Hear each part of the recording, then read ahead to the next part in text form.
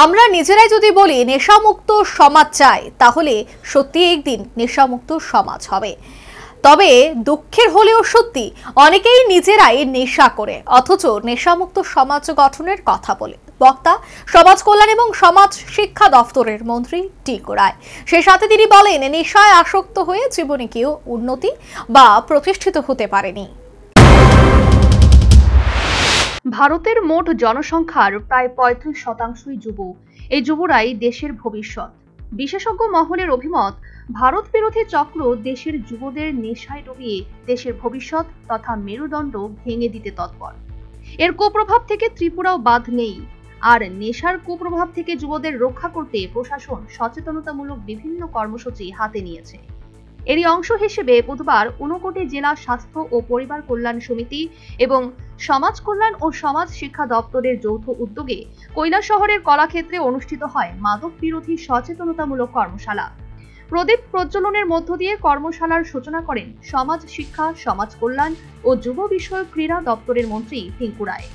অনুষ্ঠানে কৈলাসহর পুর পরিষদের চেয়ারপারসন চপরা দেব রায়, জেলা পরিষদের সহকারী সভাধিপতি সন্তোষ ধর, জেলা মুখ্য স্বাস্থ্য আধিকারিক ডাক্তার শীর্ষেন্দু চাকমা, জেলা সমাজ কল্যাণ ও সমাজ শিক্ষা আধিকারিক বিদ্যাসাগর দেব বর্মা, জেলা শিক্ষা আধিকারিক প্রশান্ত কিলিকদার ও বিশিষ্ট চিকিৎসক সন্দীপন ভট্টাচার্য সহ অন্যান্যরা বিশেষ অতিথি হিসেবে উপস্থিত ছিলেন। তাছাড়া মাদক বিরোধী সচেতনতামূলক এই কর্মশালায় আশাকর্মী, অঙ্গনওয়াড়ি কর্মী সহ বিভিন্ন সামাজিক সংস্থার প্রতিনিধিদের অংশগ্রহণ ছিল নজরকাড়া। এদিন মন্ত্রী টিঙ্কু রায় বলেন, মাদক নয়, জ্ঞান, সততা ও সদাচরণই হোক জীবনের প্রকৃত নেশা। মাদকমুক্ত তারুণ্যের উজ্জ্বল দীপ্তিতে গড়ে উঠুক আলোকিত, সুশৃঙ্খল ও শক্তিশালী জাতির ভিত্তি। তিনি আরো বলেন, আগামী প্রজন্মকে একটি সুস্থ, সুন্দর ও নিরাপদ ভবিষ্যৎ উপহার দিতে হলে আমাদের প্রত্যেককে সচেতন হতে হবে এবং দৃঢ় সংকল্প নিতে হবে। তিনি প্রধানমন্ত্রী নরেন্দ্র মোদীর বিকশিত ভারত 2047 স্বপ্নের কথা উল্লেখ করে বলেন, এই স্বপ্ন তখনই বাস্তবায়িত হবে যখন দেশের প্রতিটি যুবক সুস্থ, সবল ও নেশামুক্ত থাকবে। ত্রিপুরা রাজ্যের ভৌগোলিক অবস্থান প্রসঙ্গে তিনি বলেন, বাংলাদেশ ও মায়ানমার সীমান্তের কারণে ত্রিপুরা প্রায়ই মাদক পাচারের করিডোর হিসেবে ব্যবহৃত হয়। তবে রাজ্য সরকার এই পাচার বন্ধে কঠোর পদক্ষেপ গ্রহণ করেছে। আত্মনির্ভর সমাজ, ভারত দেশ তখনই সম্ভব হবে যখন প্রত্যেকটা যুবক যারা রয়েছে তারা সুস্থ, সবল যুবক হবে।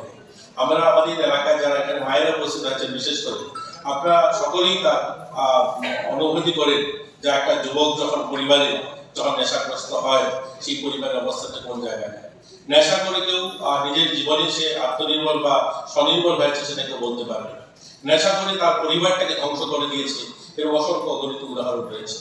আমাদের রাজ্য, বিশেষ করে ত্রিপুরা রাজ্য একটা করিডোরের, যেহেতু আমাদের তিন দিকে বাংলাদেশ, আরেক দিকে রয়েছে মায়ানমার, এই মায়ানমার হয়ে, মিজোরাম হয়ে, আমাদের এই ত্রিপুরা হয়ে যেগুলো বাংলাদেশে পাচার হয়, এটাকে সরকার।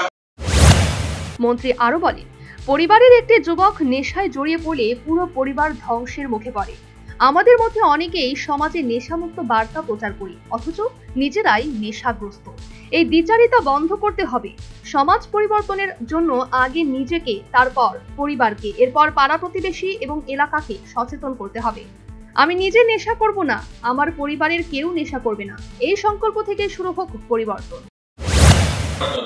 কিন্তু সকলকে সংকল্প নিতে হবে যে আমি নেশা করব না। আমি যখন সংকল্প নেব আমি নেশা করব না, তার পরবর্তীতে আসবে আমার পরিবারের কেউ নেশা করবে না। আমার পরিবারের পরে আসবে আমার ক্লাব, আমার প্রতিবেশী, আমি তাদেরকে নেশা মুক্ত করবো।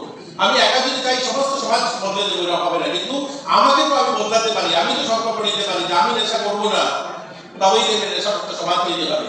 কিন্তু আমরা যারা বলি আমরা অনেকেই নেশা করি, অথচ আমরাই বলি যে নেশামুক্ত সমাজ তৈরি করবো। এই জায়গা থেকে বেরিয়ে আসতে হবে। আমাদের সকলের সংকল্প নিতে হবে যে আমরা নেশামুক্ত সমাজ নির্মাণ করবো। আমরা নিজেরা নেশা করবো না, দেখবেন আমরা নেশামুক্ত সমাজ নির্মাণ করবো। এদিনকার মাদক বিরোধী সচেতনতামূলক কর্মশালায় অন্যান্য বক্তারাও সমাজে মাদকের প্রভাব নিয়ে বিস্তারিত আলোচনা করেন এবং মাদক বিরোধী সচেতনতায় সক্রিয় অংশগ্রহণের আহ্বান জানান। Bureau report, news vanguard.